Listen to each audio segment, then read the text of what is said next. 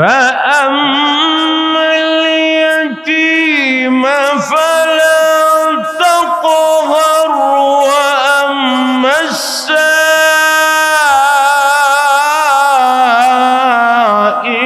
فلا تنهر وأما بنعمة ربك فحدث আল্লাহ বলেন ওগো নবীজি আমি কিন্তু তোমার এতিম রূপে পাইছি তুমি ছিলে গরীব তুমি ছিলে ভিক্ষুক তোমার তো মাথার উপরে ছাতি ধরার মতো কেউ ছিল না ফাআম্মাল ইয়াতীমা ফালা তাকহার ওয়া আম্মাস সাইলা ফালা তানহার আমি আল্লাহ তোমারে সাইল পাইছি তোমারে ফকির পাইছি গরীব পাইছি এতিম পাইছি কিন্তু আমি আল্লাহ রাব্বুল আলামিন খাদিজার ধনভাণ্ডারের তোমারে মালিক বানায় দিয়া আমি পৃথিবীর শ্রেষ্ঠ ধনী বানায়া দিছি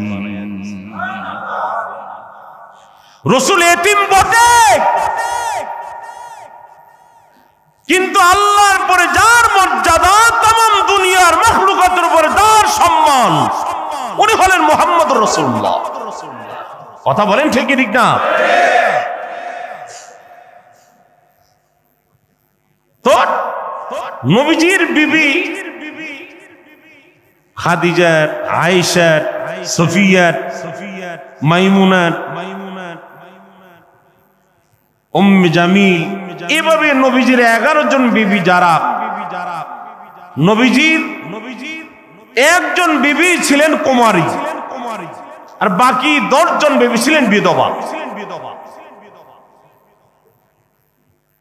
হযরত আয়েশা সিদ্দিকা রাদিয়াল্লাহু তাআলা আনহা ছিলেন কুমারী বয়স ছিল 9.5 বছর আল্লাহু আকবার কত বছর কোন কোন মুফাসসির লেখেন 10.5 11.5 কিন্তু অধিকাংশ উলামায়ে কেরামের মুফাসসিরে কেরামের সর্বশেষ বিবাহ হয়েছে সংসার শুরু করেছেন 12 বছর বয়সে সংসার শুরু করছেন কত বছর বয়সে 12 বছর নবীজির কোলে একদিন আয়েশা বসে আয়েশা বৈশা করতে হুজুর আপনার কপাল কত ভালো জানেন রাসূল বললেন কেমনে তো আমার মতন একজন কুমারিনী আপনি পাইছেন আমার মতন সুন্দরী রূপসী সুরসী আপনার বিবি আর এর আগে আপনি যত বিয়ে করছেন সব হইল বুড়া সুবহানাল্লাহ মানে দুইজনের কথা বলতেছেন নবীজির ডান উরুতের মধ্যে আয়েশা সিদ্দিকা বসছেন তো আপনি খাদিজারে বিয়ে করছেন 40 বছর বয়সে এই কথা বলার পর নবীজির চেহারাটা মলিন করে ফেলেছে নবী বলেন আয়েশা তুমি তো আমার সুখের দিনের সাথী আর খাদিজা ছিল আমার বিপদের দিনের সাথী যখন মক্কা নগরীতে আমার কেউ ছিল না তখন আমার খাদিজা ছিল আমার একমাত্র ভরসা কারণ খাদিজা আমাকে এমন ভাবে আগলায় রেখেছে মক্কার বেঈমান কাফেরগুলি আমার উপরে চড়াও হয়ে আঘাত করেছে তার পিঠের মধ্যে আঘাতগুলি নিয়েছে আমার শরীরে রাখতে দিন আল্লাহ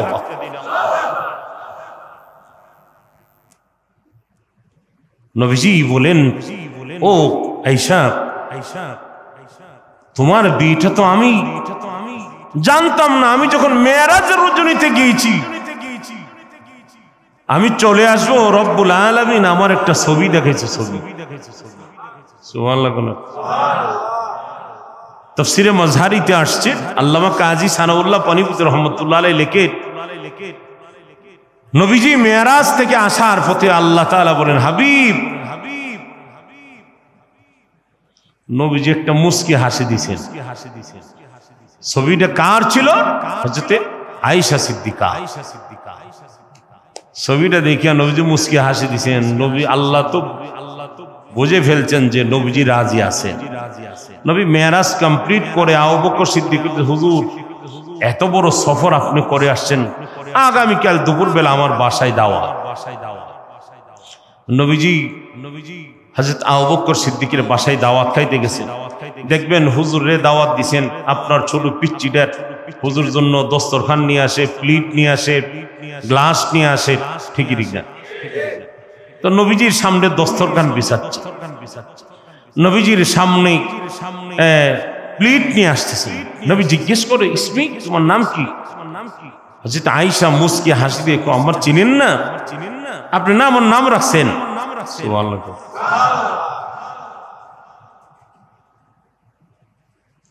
আমি আয়েশা সিদ্দিকা। বললেন, আয়েশা, তুমি সেই দিনে আয়েশা বড় হয়ে গেছো? হঠাৎ নবীজি বলেন, আমি না গত রাত্রে একটা ছবি দেখছি, আর এই ছবি সেই ছবিতে হুবহু মিল। সুবহানাল্লাহ। নবী আলাইহিস সালাতু ওয়াস সালাম আয়েশা সিদ্দিকার দেখে কো, তুমি কেমন আছো? আয়েশা সিদ্দিকা বলেন, রব্বুল আলামিন আমারে খুব ভালো লাগছে, আপনি কেমন আছেন? দুইজনের মধ্যে ইউহিব্বুন নাস ইউহিব্বুদ দুনিয়া, ভালোবাসার প্রেম গল্প চলছে। আমার মালিক ডাক দেয়া বলেন, ওই রাতেই আবু বকর সিদ্দিকের ভিতরে রাসূলের প্রেম জাগায় দিয়েছেন। পরের দিন আবু বকর সিদ্দিক যায় বলতেছেন, হুজুর, আপনার তো হাঁটা চলার সফর কষ্ট হয়ে যাক, আপনি যদি অনুমতি দেন আমি আপনার জন্য আমার এই কুমার মেয়েটা ওয়াকফ করে দিতাম। কোন বাবা আছে 50 বছরের একজন বুড়ার সঙ্গে নিজের 10-12 বছরের মেয়েটা নিয়ে বলবে, এটা আমি আমার শায়েখ ও মুর্শিদের জন্য ওয়াকফ করে দিতাম? আবু বকর সিদ্দিক বলে, পুরাটাই ছিল আমার আল্লাহর জন্য। কার জন্য? আওয়াজ করে বলেন, কার জন্য? সেজন্যই তো আয়েশা সিদ্দিকা কোন নবীজির কোন বিবি সম্পর্কে আল্লাহর কোরআনের আয়াত নাযিল হয় নাই, কিন্তু আম্মাজান আয়েশা সিদ্দিকা সম্পর্কে পবিত্রতার উপরে আমার মালিক 14টি আয়াত কারিমা নাযিল করে জানিয়ে দিয়েছেন, হাবিব, আমি আয়েশা সিদ্দিকা সম্পর্কে আমি আল্লাহ সাক্ষ্য দিচ্ছি, আয়েশা পবিত্র।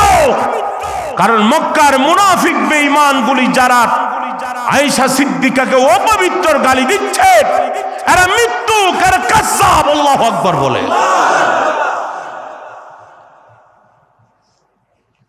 সেজন্যই আল্লাহ তাআলা বলেন, কোন নবীর বিবিরে উম্মত বিবাহ করে কি নাই? যেরকম কি নাই? কারণ প্রত্যেকটা নবীর বিবি উম্মতের মা। সেজন্যই তো আমরা বলি উম্মুল মুমিনিন, মুমিনদের মা হলেন নবীদের বিবি। আল্লাহু আকবার বলে। তো হযরত ঈসা আলাইহিস সালাতু ওয়াস সালামের মা বিবি হাজেরা স্বামীরে যখন বলছেন, কবে আসবেন? আমি জানি না, জানে কেডা? হযরত ঈসা আলাইহিস সালাতু ওয়াস সালামের বয়স 1 দিন, কেউ বলেন 7 দিন।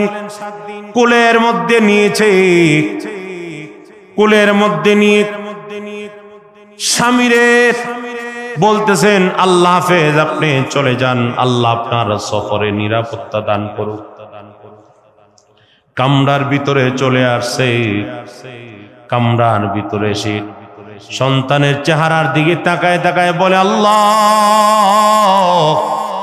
তুমি আমার এমন একটা সন্তান দিছো, এমন একটা সন্তান দিছো, যে সন্তানটা হয়েছে তোমার বড় প্রিয় আল্লাহ রাব্বুল আলামিন। হযরত ঈসা আলাইহিস সালাতু ওয়াস সালামের মা বিবি হাজেরারে ডাক দে বলে, হাজেরা, আমার ইসমাইলের মারে আল্লাহ ডাক দা বলেন, শোনো শোনো শোনো, শুধু ইসমাইল তো শুধু নাম না, ইসমাইল এমন একজন নবী হবে যেই নবীর একটা বংশ আমি আল্লাহ বানাবো, আর ওই বংশের ভিতরে আমার বন্ধু ইব্রাহিমের আমি আল্লাহর কাছে যে একটা জিনিস চাইছে, ওই দোয়াটা কবুল করিয়া ইসমাইলি আমি আল্লাহ মুহাম্মাদুর রাসূলকে প্রেরণ করব। আল্লাহ রাব্বুল আলামিন বলে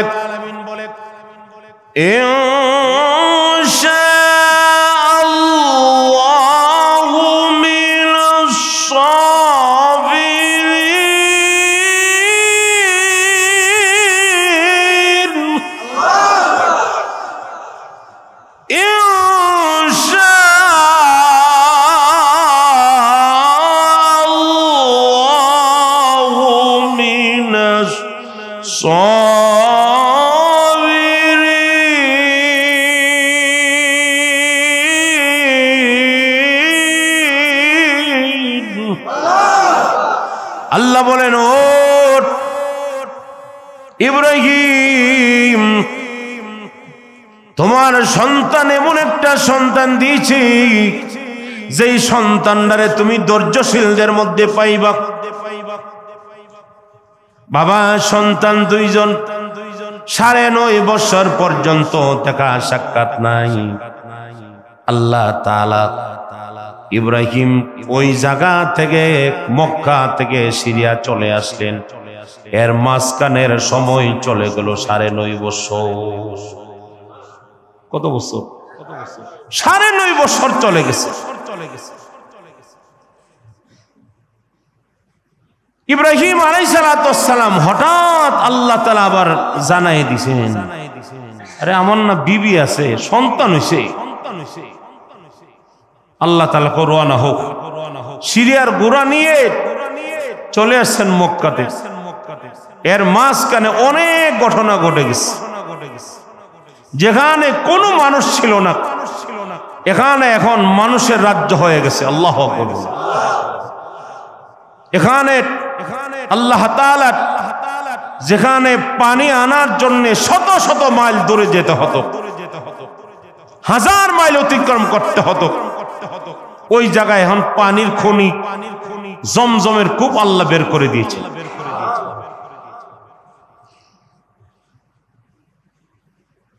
বিবি হাজেরা নিজের সন্তানের 7 দিনের খাবার দাবার শেষ, নিজের খাবার খাইলে না স্তনে দুধ আসতো, মারে ভালো পুষ্টিকর খাবার খাওয়াইলে সন্তানে দুধ পাক। কতক্ষণ ঠিক ঠিক না? কিন্তু এখন মাই খাইতে পারে না, সন্তানরে খাওয়াইবে কেমনে? ইসমাইল আলাইহিস সালাম বিবি হাজেরা পাগল পারা হয়ে গেল, কোনো আশেপাশে মানুষ নাই। হঠাৎ করে ইসমাইলের খাবারের জন্য, পানির জন্য নিজের গলাটাও শুকায় গেল। বারবার জিহ্বাটা ইসমাইলের মুখের মধ্যে ধরে দিয়েছে, আর নিজের ভিতরে খাবার দাবার থাকলে, পেটে খাবার থাকলে জিহ্বা দিয়ে পানি আসে। এখন জিহ্বা দিয়েও পানি আসে না, জিহ্বা, সন্তানের জিহ্বাও কাঠ হয়ে গেছে, মার জিহ্বাও কাঠ হয়ে গেছে। সন্তানটা রাইকা দৌড় মেরেছে সাফা পাহাড়ের মধ্যে, পানির ব্যবস্থা নাই, উঁচু পাহাড়। এখান থেকে আরেকটা দৌড় মারলো, মারওয়া পাহাড়ের মধ্যে গেল। আধা কিলোমিটার রাস্তা এখান থেকে মারওয়া পাহাড়ে গিয়েছে। উঁচু পাহাড়ের মধ্যে দাঁড়ায় ডাইনে বাঁয়ে সামনে পিছনে তাকা, পানি নাই। আবার নিজের সন্তানের দিকেও তাকাও। মুসলমান ভাইরা আবার দৌড়ে আসলো মারওয়া পাহাড়ের। এইভাবে সাফা মারওয়া করতে করতে 7টা চক্কর দিয়েছে।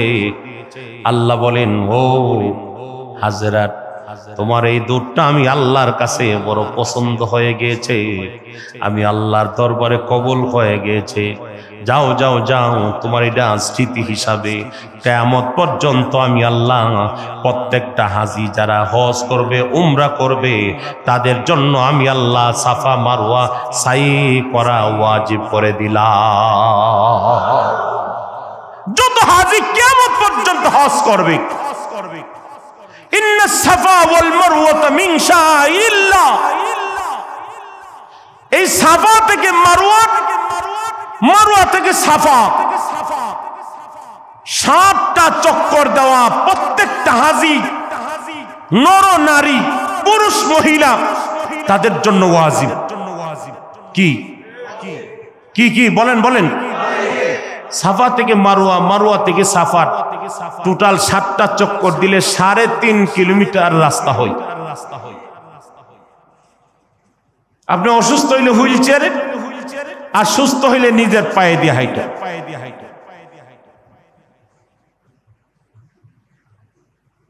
যাই হোক, ওই শেষ যখন মারওয়া পাহাড়ে গিয়ে সন্তানের দিকে তাকাইছে, তাকায়া দেখে আল্লাহ বলেন, হাজেরার এই দুধটা পছন্দ হয়ে গেছে। ও জিবরাইল, আমার ইসমাইল আর কষ্ট দেওয়া যাবে না।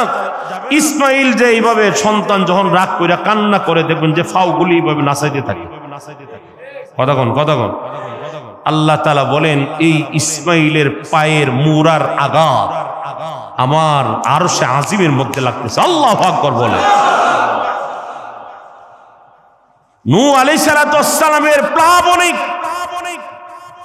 জমজমের যেই কূপটা বন্ধ হয়ে গিয়েছিল, ইসমাইল আলাইহিস সালাতু ওয়াস সালামের পায়ের আঘাতে আল্লাহ বলেছেন, এই নহরের বালুগুলি সরায় দাও, পাথরগুলি সরায় দাও, নহরটা জারি করে দাও। ইসমাইল আলাইহিস সালাতু ওয়াস সালামের 2টা পায়ের মুরার নিচে মা জমজম যখন চলে আসলো, বিবি হাজারা দেখতে পাইল, আর কাল বিলম্ব করে নাই, ডাইরেক্ট চলে আসছে। এসে দেখে আমার এখানে পানি, সাথে সাথে বিবি হাজারা ঘরের ভিতর যে একটা ঠিল্লা ছিল, মাটির পাতিলা ছিল, ওর মধ্যে পানি রাখলেন, নিজে পেট ভরে পানি পান করলে আবার থাকে না, না থাকে। আবার কি করলেন, যে পানি যদি গড়ে যান, বালু মরুভূমি পানি শুকিয়ে যাবে, সেজন্য নিজে বান দিয়ে দিছেন। আল্লাহকে, ও হাজেরা, যদি বাদ না দিতার, সারা দুনিয়ার মানুষ গড় বৈশা বৈশা জমজমের পানি খাইতে পারত। আল্লাহু আকবার। যাই হোক, অনেক লম্বা ঘটনা, বোঝার জন্য বলছি। আল্লাহ বলেন, ওয়াজিন ফিন নাস বিল হজ।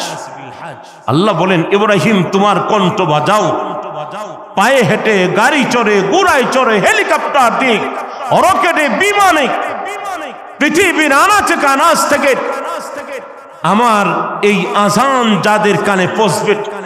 ইব্রাহিম বলেন যে, আল্লাহ, এই আজান তো মানুষটাই শুনবে কে? আল্লাহ বলেন, আমার দায়িত্ব হলো পৌঁছাই দেওয়া।